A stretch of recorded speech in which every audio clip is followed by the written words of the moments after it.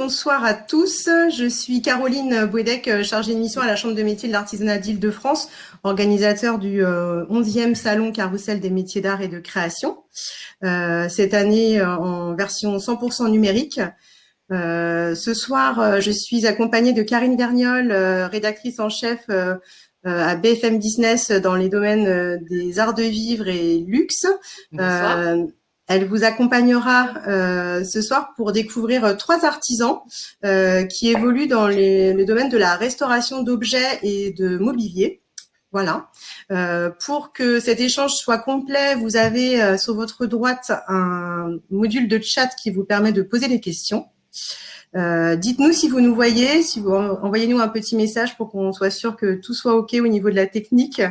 On a eu quelques petites frayeurs tout à l'heure. Je vois que ma collègue me répond, donc c'est parfait. Karine, je vais vous laisser la parole. S'il y a des questions, on essaiera d'y répondre soit pendant le live en fonction de des échanges, ou à la fin, on pourra revenir sur des questions qui n'auront pas été traitées. On est là ensemble pour 3 quarts d'heure, donc à tout à l'heure. Merci beaucoup pour cette introduction, Caroline, et bonsoir à tous.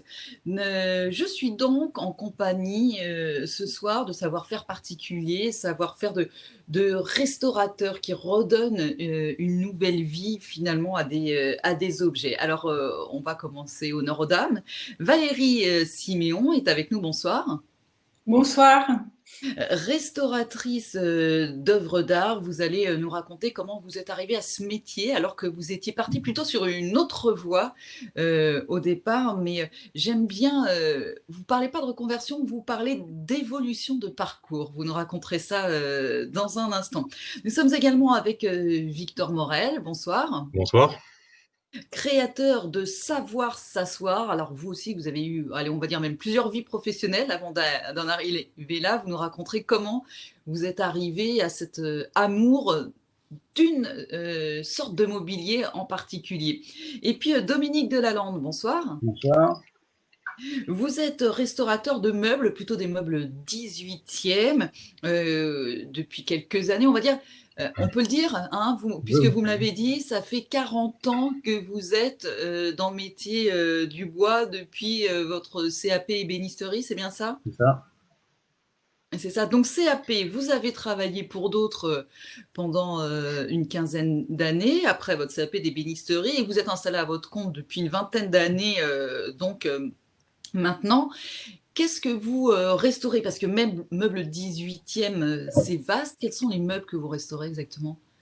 Eh bien, tous, en fait. Tout type de meubles, commodes, armoires, voilà. Toutes sortes en plaquage, en bois massif.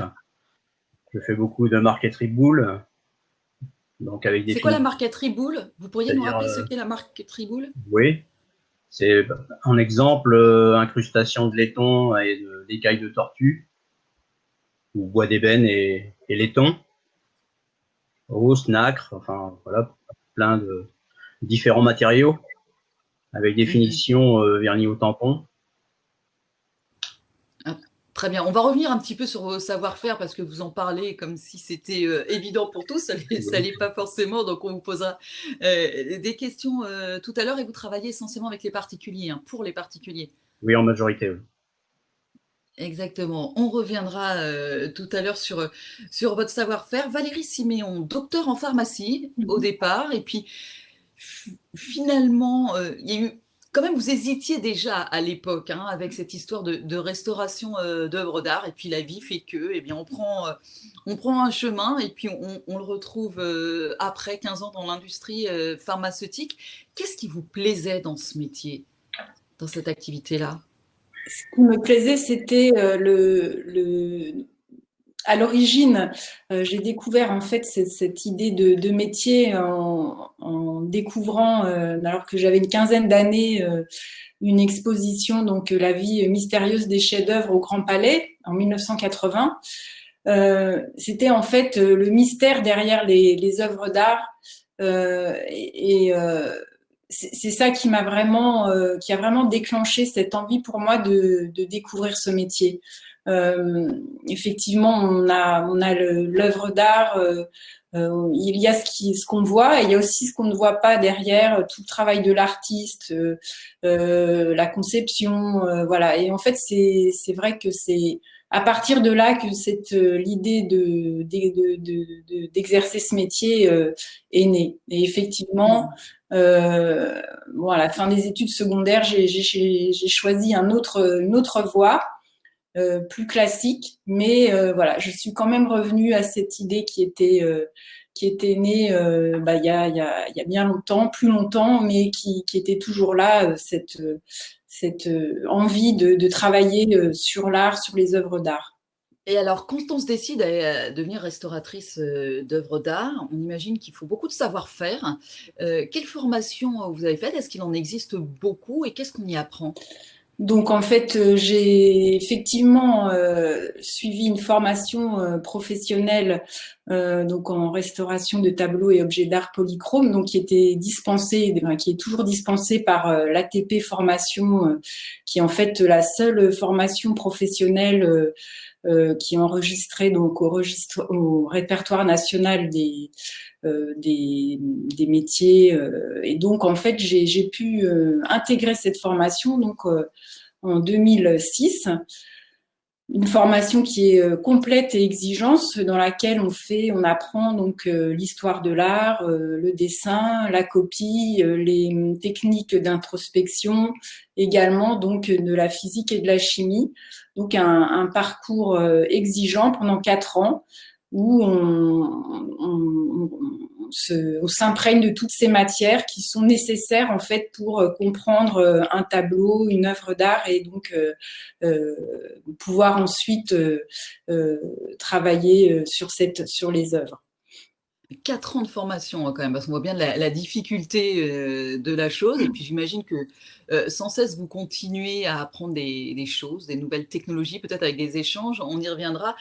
Dominique Delalande, de la même façon, vous me disiez, oui en fait j'ai un CAP, mais j'ai un CAP plus 10, parce que mine de rien, les techniques évoluent et vous apprenez encore. Oui, bien sûr, oui. Chaque meuble est différent et donc les techniques sont enfin, voilà, il faut apporter son savoir-faire sur chaque meuble. Voilà, c'est jamais la même chose. Même si la base reste là. Mais c'est toujours la main qui travaille et l'outil. Oui, pour ma part, c'est 90% à la main. Oui. Mmh.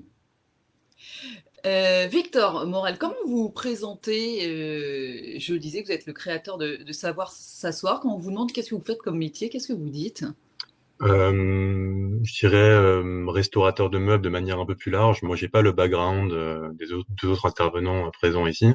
C'est une démarche un peu plus empirique, on va dire, qui est aussi un peu un coup de cœur parce que j'ai habité 5 ans à Prague et c'est un peu à ce moment-là que j'ai fait la rencontre avec le mobilier local qui m'a plu, voilà, et que j'ai persévéré un peu dans ces recherches en allant dans différents vide-greniers, enfin voilà, sur internet et je me suis intéressé aussi un peu à l'histoire de ces meubles. Bon après j'ai des origines tchèques, donc en effet ça poussait un petit peu plus, on va dire, à l'intérêt local.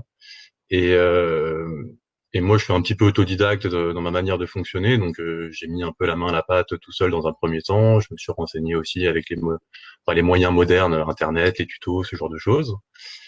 Et en revenant à Paris, j'ai fait une formation que je continue à l'heure actuelle, parce que je considère qu'on est toujours en formation, quoi qu'il advienne.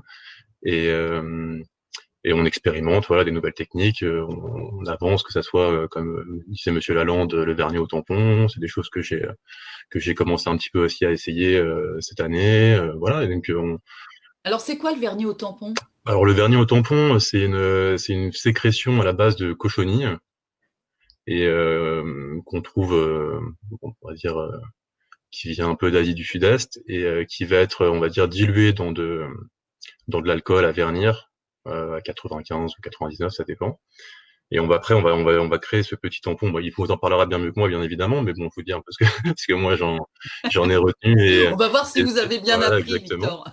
Et on va laisser ce mélange un peu se décanter à l'ombre d'ailleurs, c'est important, pendant quelques jours. Et en fonction de la densité de cochenille, enfin de sécrétion de cochenille qu'on va mettre dedans, c'est un format en paillettes, on va dire. C'est un peu, ça ressemble un peu à des chips, on va dire, si vous voulez. C'est assez craquant. Et ensuite, on va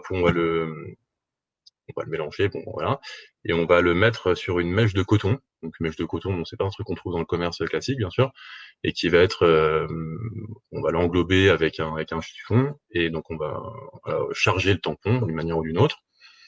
Et après, on peut mettre un petit peu de vaseline pour que ça glisse, voilà. Et on va faire des cercles en 8. Ça dépend, en général, c'est quand même plus pratique sur des surfaces qui sont planes. Et doucement, ça va rentrer dans le bois et on fait un nombre de passages un petit peu incalculable. Et ça crée, on va dire, une brillance assez particulière, voilà. Et alors, Dominique, est-ce que l'élève Victor Morel a bien expliqué? C'était bref. Hein. Je pense qu'il est en bonne voie. D'accord, c'est gentil, merci. Et alors, Dominique, justement, si vous pouvez poursuivre là-dessus, ça sert à quoi, par exemple? Parce que ce qui est intéressant avec ce savoir-faire que vous possédez tous les deux, c'est qu'on voit la complexité, parce qu'on dit vernis au tampon, d'accord, on imagine que vous mettez du vernis sur un tampon et que, voilà, quand on ne connaît pas. Mais que chaque savoir-faire prend du temps et demande de la dextérité.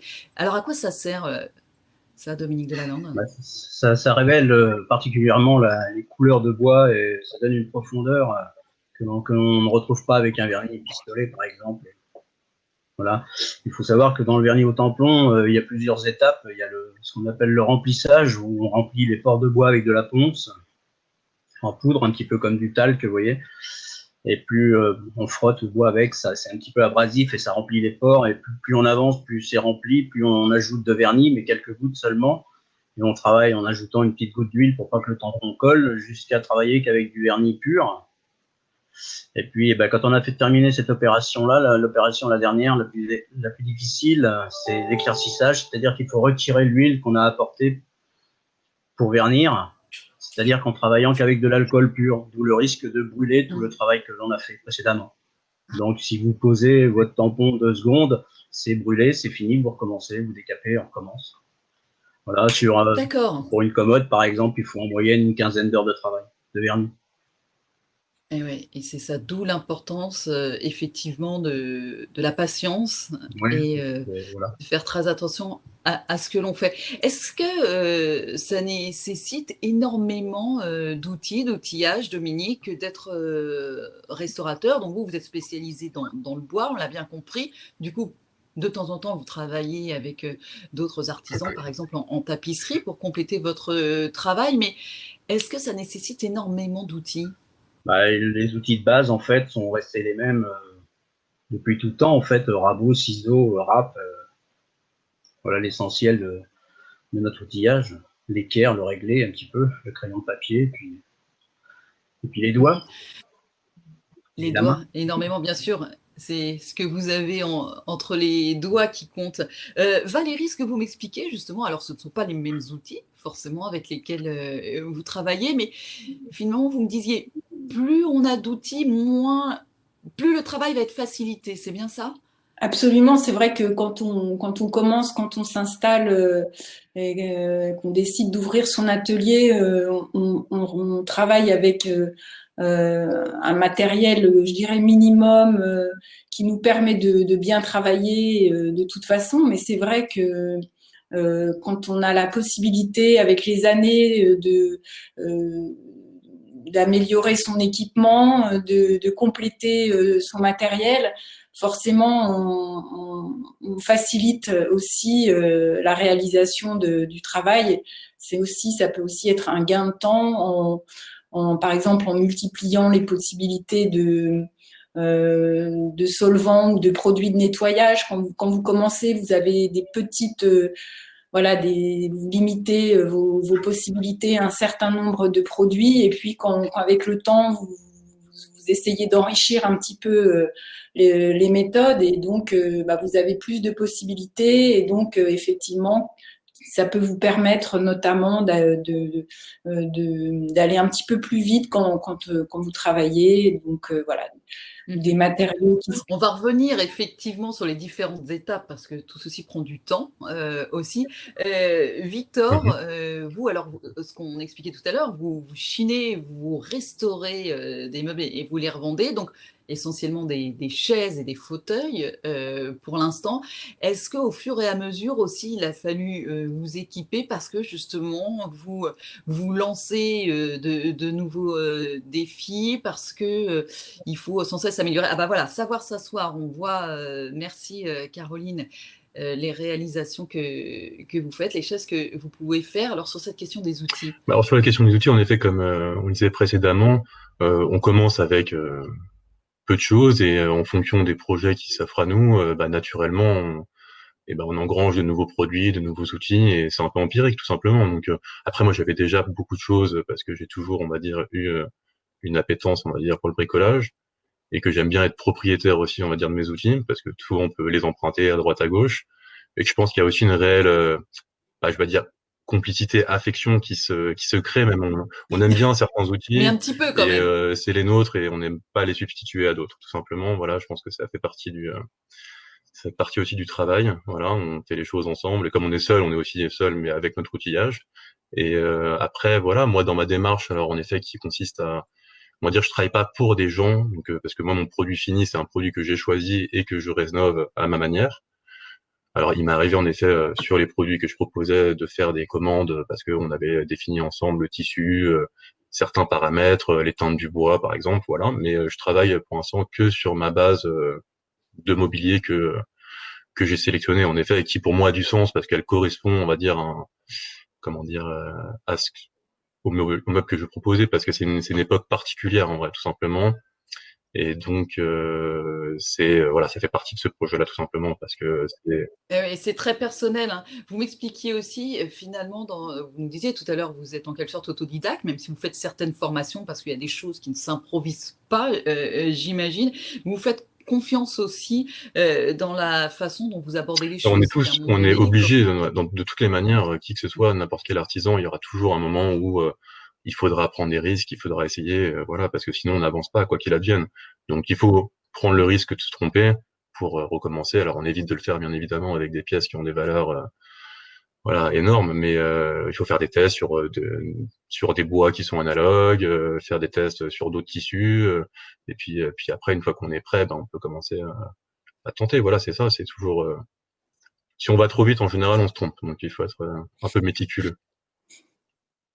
Dominique, avec votre expérience, il vous arrive encore d'avoir des ratés? Des ratés Ouais. Je vais peut-être pas jouer modeste, mais non. Parce que ou en tout cas, de faire comme dit Victor, peut-être de faire des tests autrement avant. Oui. Faire des essais à côté que sur la pièce principale, oui. Mais sur le meuble, ça ne m'est pas permis. L'erreur n'est pas permise. Oui. Donc. Valérie, si on reprend les différentes étapes, voilà, parfait, comme ça on voit bien, merci d'avoir mis les images de vos restaurations. On vous amène un tableau. Comment ça se passe très concrètement? Quelles sont les différentes étapes? Alors je vais vous demander de raccourcir un petit peu parce que j'imagine que tout ça est très long. Mais voilà, si on reprend les différentes étapes. Les grandes étapes quand on nous présente un tableau, c'est une étape très importante qui est d'abord le constat d'état, c'est-à-dire il faut examiner l'état du tableau à son arrivée à l'atelier et vraiment comprendre toutes les altérations et ensuite donc pouvoir établir un diagnostic, c'est-à-dire quelles sont l'origine de ces altérations. Ces deux étapes-là sont très importantes puisqu'elles vont déterminer les interventions qu'on peut faire sur une œuvre. Et donc, les interventions ensuite, sont de différentes natures. Soit on peut intervenir sur le support, qui peut être un support toile, un support bois ou un support carton, par exemple. Donc, ça peut être des réparations de déchirures, des comblements de fissures ou de fentes, par exemple, dans un bois. Ensuite, lorsque le support est traité, donc on arrive à la couche picturale, et là, donc, il y a différents niveaux dans la couche picturale. On peut avoir des altérations avec ce qu'on appelle par exemple des écaillages, c'est-à-dire des défauts de cohésion de la couche picturale sur le support. Donc, il va falloir faire ce qu'on appelle des refixages, des défauts d'adhésion. Donc, on refixe la couche picturale sur son support. On peut avoir aussi des altérations qui est quelque chose de très connu, donc l'oxydation du vernis, donc qui jaunit avec le temps, et donc souvent, enfin ça peut être relativement spectaculaire en fait de retirer ou d'amincir ce vernis, puisque on passe de couleur jaune et d'un effet très sombre à souvent on va retrouver des couleurs qui seront plus lumineuses et plus profondes. Mais c'est extrêmement minutieux comme travail. Comment ? C'est extrêmement minutieux comme travail.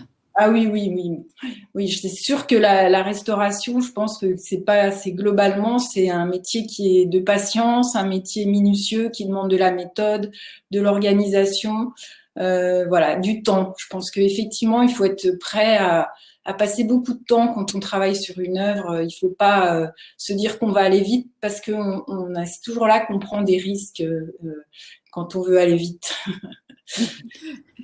Dominique, d'ailleurs, vous me racontiez que justement cette fameuse marqueterie boule, dont vous nous parliez rapidement au début, c'est ce qui prend le plus de temps. Et là, à un moment donné, on ne peut plus faire payer en fonction des heures passées. Non, ça n'est pas possible. C'est trop long, trop minutieux, mais voilà, il faut que ça soit bien, donc tant pis pour les heures. Parce que racontez-nous, qu'est-ce qui est compliqué dans cette marqueterie, et surtout combien de temps vous mettez? Dans la restauration de marqueterie boule, il manque souvent la partie métal qui est absente ou décollée et tordue. Donc il faut l'imaginer, pouvoir la repositionner à son emplacement. Donc ça veut dire retirer l'ancienne colle, nettoyer la marqueterie existante ou refaire celle qui est manquante, recoller à la colle de poisson. Alors c'est des colles un petit peu particulières. Pour le matin, c'est pas toujours très agréable, enfin bon, on s'y fait, c'est comme ça. Et puis bah voilà quoi, c'est très complexe quoi. Mais justement, quand vous travaillez sur des meubles 18e, est-ce que parfois il ne vous manque pas certains éléments? Est-ce que vous trouvez toujours les matériaux nécessaires? Est-ce qu'on les trouve encore? Oui, on trouve encore les matériaux nécessaires. Voilà, on voit un petit peu votre travail à l'écran, merci. Bah, donc, la marqueterie boule, c'est la photo pour moi qui est en bas à droite. D'accord. On imagine, c'est du métal, donc c'est très souple, donc ça peut se déformer. Si on le déforme, ça rentre plus dans son espace. Et c'est beaucoup d'heures de travail pour réajuster tout ça. Et pour les matériaux, oui, on trouve encore assez facilement, soit chez des anciens qui arrêtent, soit il y a encore quelques fournisseurs parisiens en l'occurrence. Victor, vous fournissez où? Parce que vous nous disiez, c'est les meubles que vous chinez, c'est assez pointu finalement, hein.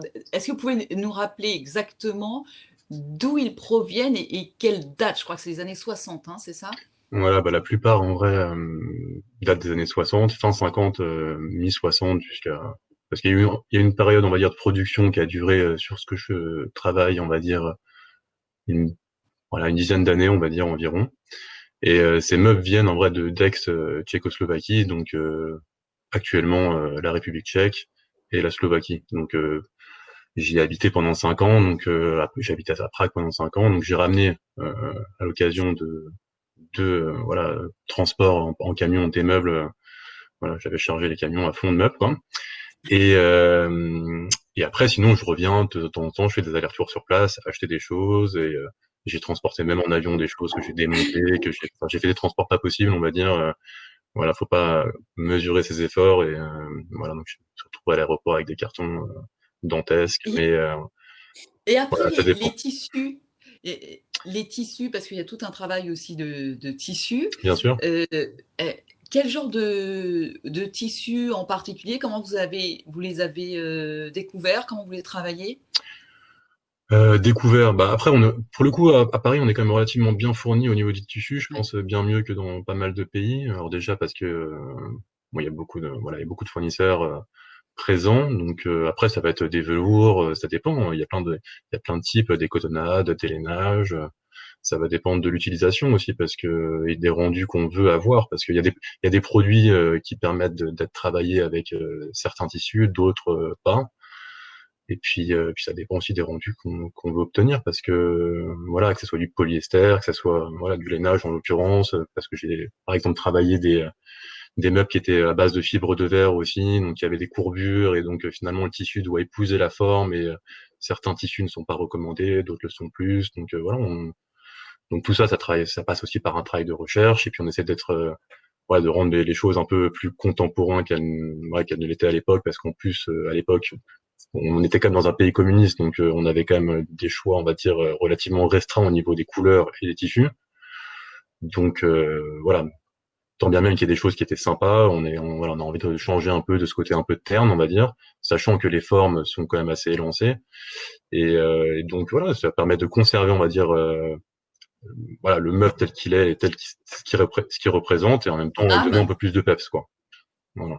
Exactement. Mais on conserve bien l'idée et son âme et sa forme Exactement, voilà. Le but, c'est d'origine. pas de le travestir non plus. On est là pour, voilà, ça reste un meuble, enfin, historique, hein, on va dire, entre guillemets, voilà, qui est pas non plus 18e, 19e, mais qui le deviendra d'une manière ou d'une autre dans un futur lointain. Mais parce qu'en vrai, c'est des meubles aussi qui sont, même on peut voir ça à Paris, finalement, le nombre de personnes qui jettent des anciens meubles aux encombrants, et tout ça termine dans le feu.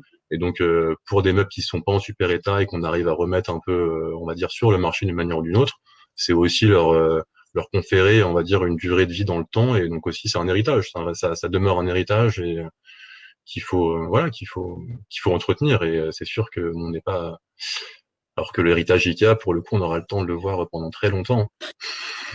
Okay. On va pas lancer le débat aujourd'hui parce que ça va être compliqué. Dominique, en revanche, la différence avec Victor, votre idée, c'est que il ne faut absolument pas finalement que votre travail se voit. Vous, ce que vous souhaitez, c'est que le meuble retrouve tout à fait son aspect d'origine, c'est ça? Oui, c'est ça. C'est indispensable. Hein. Je suis pas là pour apporter quelque chose, ma patte. C'est pas. On me dit souvent que je suis un artiste, mais l'artiste c'est pas moi. C'était celui qui a créé le meuble. Voilà. Moi, je suis là justement pour qu'il puisse continuer à traverser le temps. Lui rendre ça superbe, comme on dit. Voilà, mais qu'il reste fonctionnel. Parce que un tiroir de commode, ça doit coulisser. Parce que, enfin, ça, c'est mon avis. Voilà. Mais je crois qu'on a tous le même avis là-dessus. Est-ce qu'il y a encore beaucoup, vous travaillez, on disait, avec des particuliers, deux questions. Est-ce qu'il y a encore beaucoup de gens qui vous amènent des meubles 18e parce qu'on l'a vu, les modes passent et peut-être que les gens sont plus sensibles à des meubles plus récents, même revisités? Il y a des périodes plus difficiles, c'est vrai. Là, en ce moment, je trouve qu'il y a un petit regain pour le 18e. Donc, vous m'envoyez ravi. J'imagine. D'autant que la concurrence est rude, malgré tout, dans votre métier. Oui, il y a du monde, hein, c'est normal. Ça plaît beaucoup. Il y a beaucoup de jeunes qui ont envie.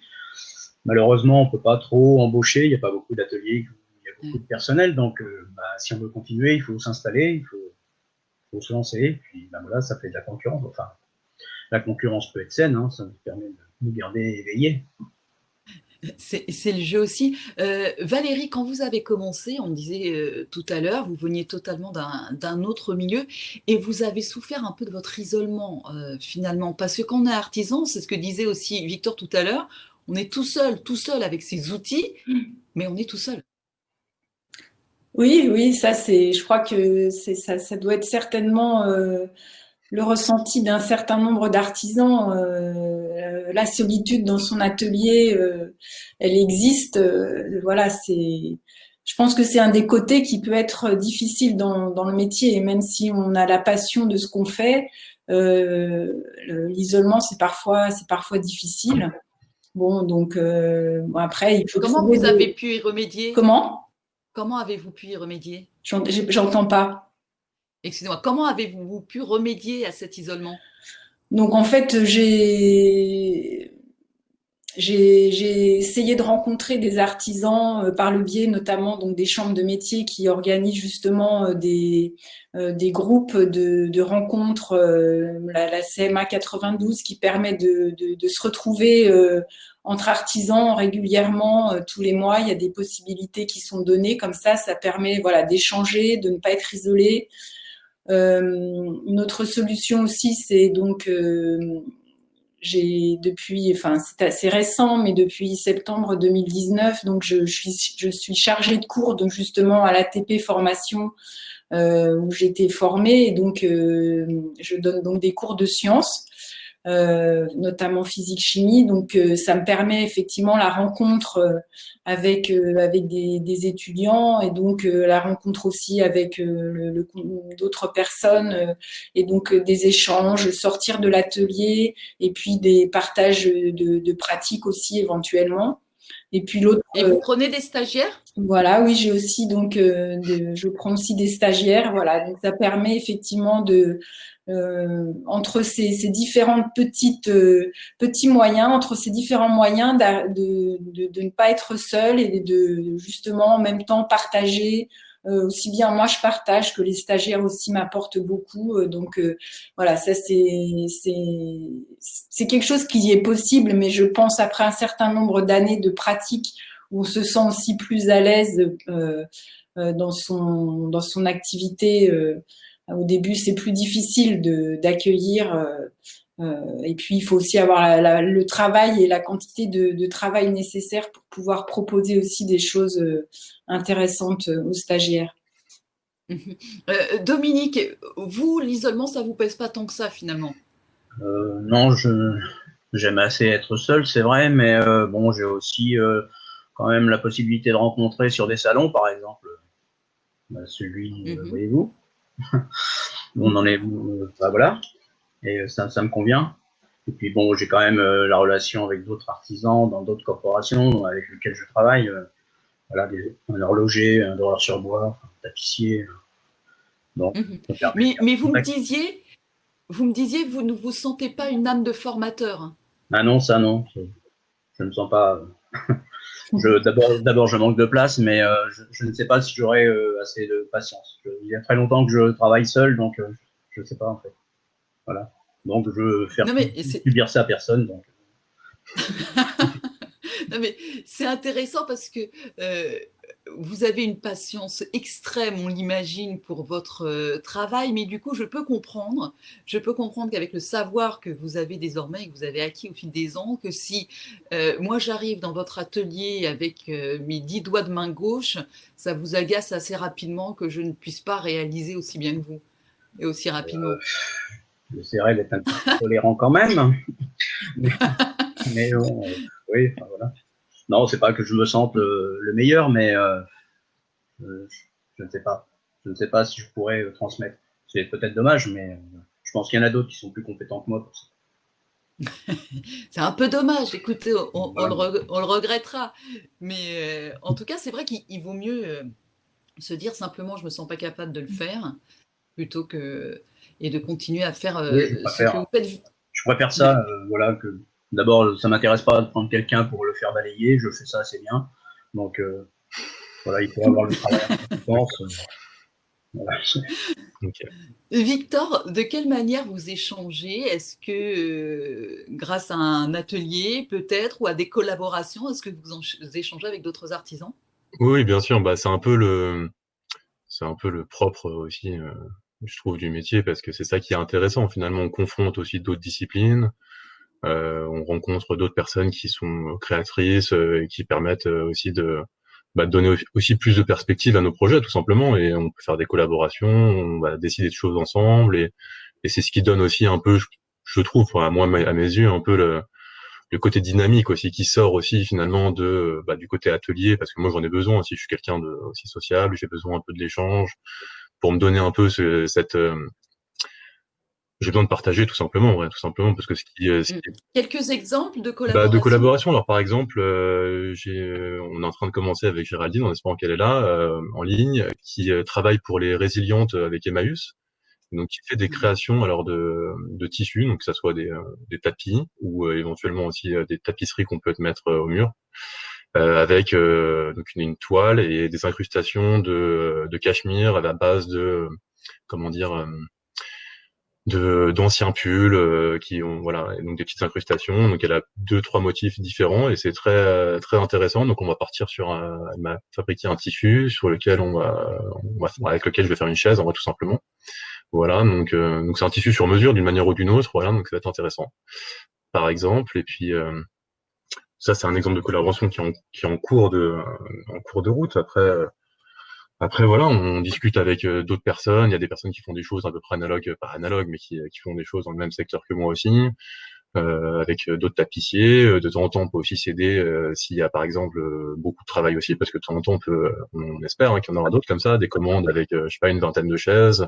S'il y a des échéances qui peuvent être assez rapides, bon bah tout seul, c'est plus compliqué aussi. Donc de temps en temps, on peut aussi demander de l'aide par moment.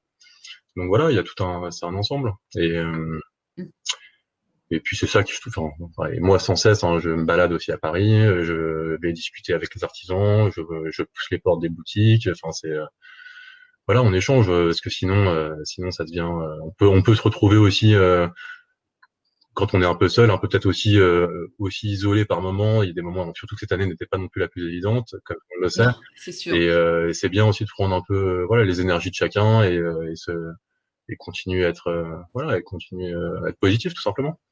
Et c'est parti de. Eh oui, on espère bien vous retrouver sur salon la prochaine fois et pas seulement en Bien virtuel sûr. pour voir, si je puis me permettre, toucher vos réalisations, toucher du doigt en tout cas vos réalisations aux uns et aux autres.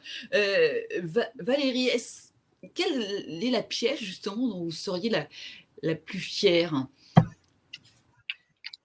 En fait, je suis fière du résultat quand mon client est content, on va dire.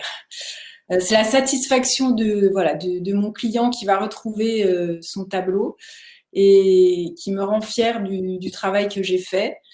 Et si, voilà, donc parfois il y a des manifestations d'émotions qui sont vraiment réelles. Même parfois, j'ai eu 2-3 clients qui avaient des larmes aux yeux en retrouvant leur tableau. Et en fait, c'est vrai que ça pour moi, c'est ma fierté finalement, c'est d'avoir pu retrouver pour eux le tableau qu'ils connaissaient peut-être il y a quelques années, de nombreuses années voilà. Et en fait, c'est voilà, j'ai pas, pour moi, j'ai pas une fierté pour moi d'un tableau. Pour moi, la fierté, c'est vraiment la satisfaction de mon client qui me dit que j'ai travaillé, j'ai bien travaillé, qu'il est content du résultat, du tableau qu'il a retrouvé. Donc, voilà. C'est la même chose pour vous, Dominique, c'est aussi pour ça que vous faites ce métier aussi passionnément. Oui, exactement. C'est exactement la même chose. Hein. C'est ce sentiment de voir l'émotion dans le regard des gens. Voilà, ça me plaît. J'ai besoin comme je vous ai dit, je crois que j'ai besoin du chèque un peu comme tout le monde, mais je suis déjà payé quand les gens sont très contents. Voilà. Tout à fait, c'est exactement ça. Alors, il y a quand même une pièce, on peut en parler juste rapidement, Dominique, ce fameux billard, hein. Oui. Billard Charles X. Oui. Bah oui, c'est un billard que j'ai restauré il y a plusieurs années maintenant, qui avait appartenu à Charles X et à Jean Jaurès. Alors, voilà, il n'y a pas de raison. Et qui a été exposé, enfin qui a été un certain temps au château de Chambord et qui maintenant, je crois, a été déplacé. Mais voilà, c'était une pièce monumentale, mais avec beaucoup de plaisir dessus, beaucoup de marqueterie à restaurer. Donc, j'étais assez fier là. Voilà. Et ouais, ça change des commodes et des tables. Oui, c'est jamais très facile parce que tout est toujours un petit peu lourd dans mon travail. C'est ça, c'est énorme en plus. Mais là, c'était énorme. Hein, oui. Ah ouais. Mais là, je viens de terminer un piano forte aussi, qui était pas mal non plus. Quand on est seul, c'est un petit peu compliqué, oui. Oui. Mais bon. Ah oui, j'imagine. Donc on dort bien. Ça pèse combien, ça? 300-400 kilos peut-être. Ah oui, ok. Oui, donc il faut un peu de place aussi. C'était une très belle pièce, c'était un piano Charles X aussi, incrusté de marqueterie. en laiton, voilà. Il doit y avoir quand même ce plaisir-là, on n'en a pas parlé rapidement avec vous tous les trois, mais justement de toucher du doigt ces meubles à histoire, parce que vous disiez, et encore, vous connaissez peut-être pas toutes les histoires de tous ces meubles ou de ces œuvres d'art, mais vous-même, vous devez avoir une émotion, non, quand, comme ça, on vous propose de travailler sur ces meubles-là. Si c'est à moi que vous vous adressez, oui, c'est toujours, Oui.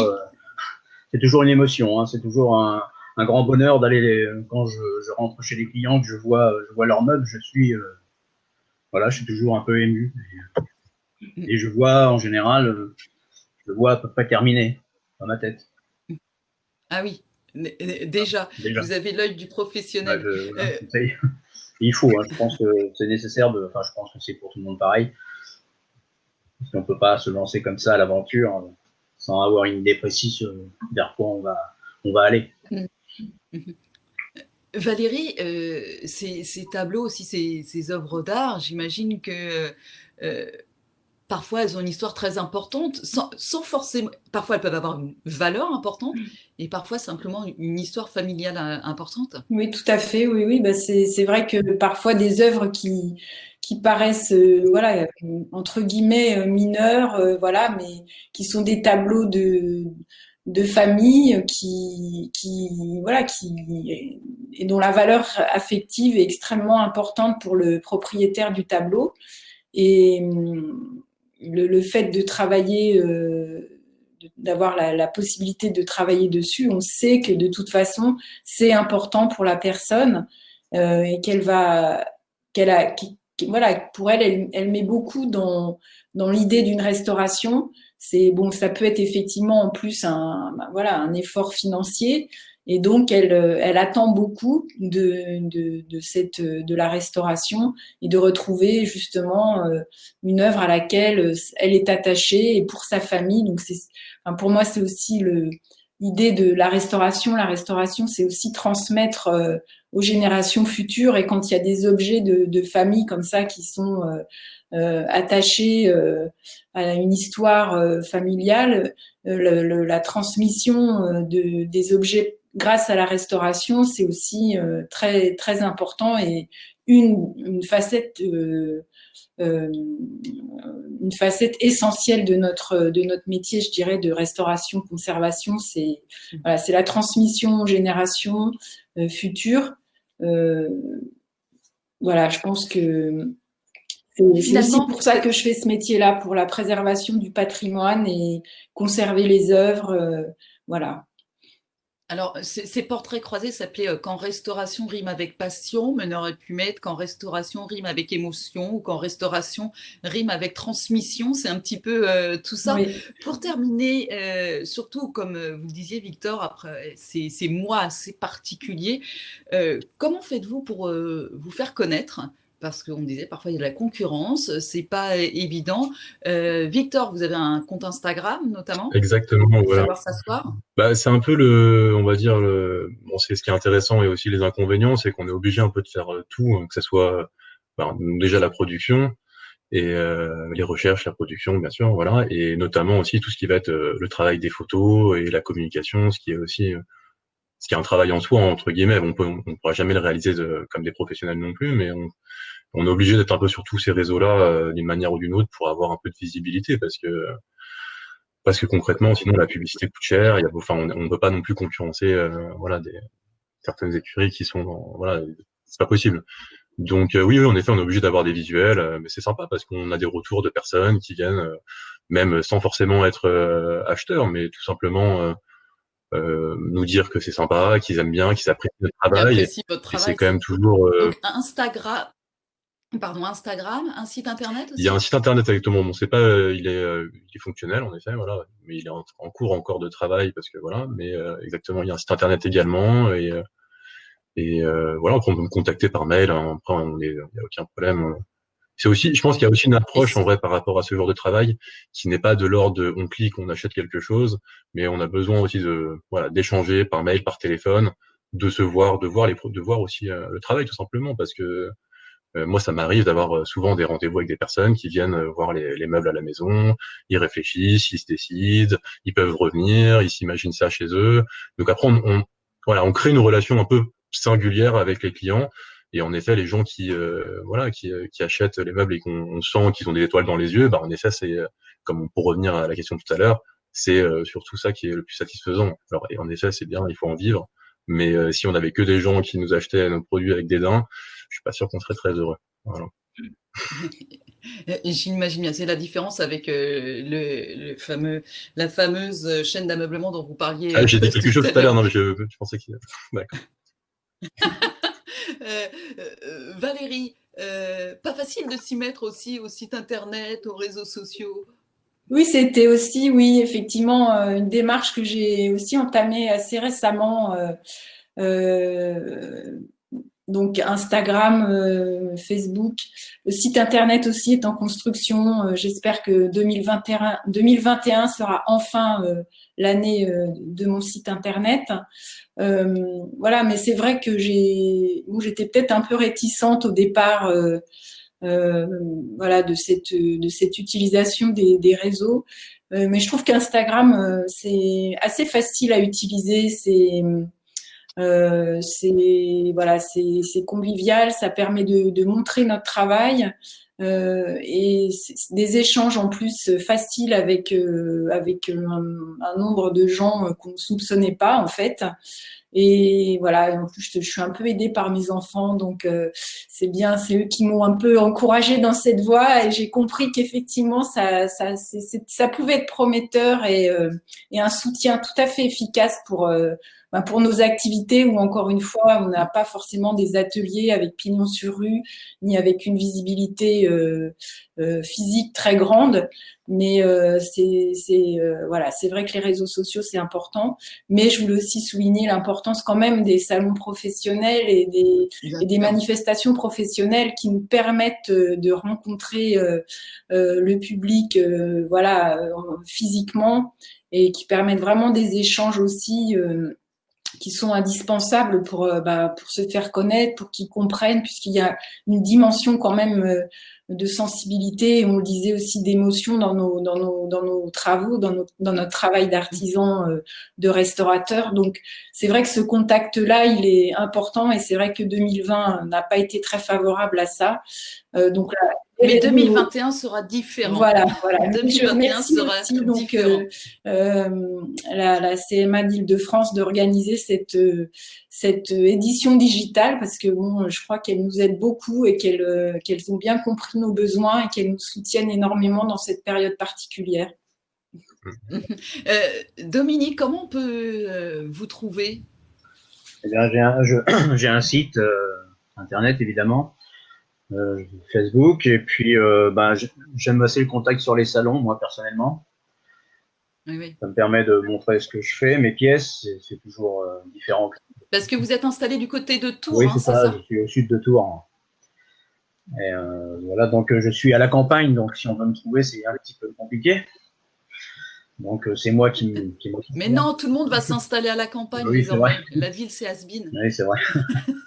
Non, mais bon, je reste quand même, j'essaye de m'ouvrir à toutes ces technologies aussi, qui est pour moi un petit peu compliqué. Mais bon, j'ai trouvé quand même le bouton où on allume, c'est déjà pas mal. Bravo. Alors, enfin, voilà. En tout cas, ouais, bravo à vous. Bravo à vous tout court pour votre métier, vos savoir-faire surtout. Bravo d'avoir réussi justement à faire du virtuel alors que vous êtes plus habitué et que c'est bien plus agréable effectivement de rencontrer les gens sur le salon. Mais merci à vous, Caroline, de nous avoir donné la parole et de partager ces savoir-faire. Ce soir, est-ce qu'il y a des petites réactions des petites questions peut-être parmi les gens qui ont écouté et regardé? Oui, tout à fait. Il y a quelques questions concernant, typiquement, on nous demande quels seraient les conseils que vous donneriez à un jeune qui voudrait se former à l'un de vos métiers. Waouh. Vaste sujet. Dominique. Oui. Dominique en premier. Je ne sais pas si je suis le mieux placé pour ça. Il faut quand même reconnaître que c'est quand même très compliqué, très difficile de vivre de nos métiers. Ça doit être une passion, mais c'est beaucoup d'heures, c'est complexe. Il faut être préparé, c'est ça. Pour des jeunes, il y a des formations universitaires qui existent enfin notamment en matière de restauration, conservation. Donc il y a des formations universitaires, voilà, qui exigent donc souvent des concours ou des sélections, donc c'est assez sélectif. Il y a aussi là où je me suis formée, hein, l'ATP formation, donc qui dispense une formation professionnelle, mais on trouve donc je dirais des jeunes et des moins jeunes. Donc on a la possibilité de côtoyer toutes les générations au sein d'une promotion qui fait 14-15 personnes. Voilà, il y a différents cursus et voilà, il faut tenter.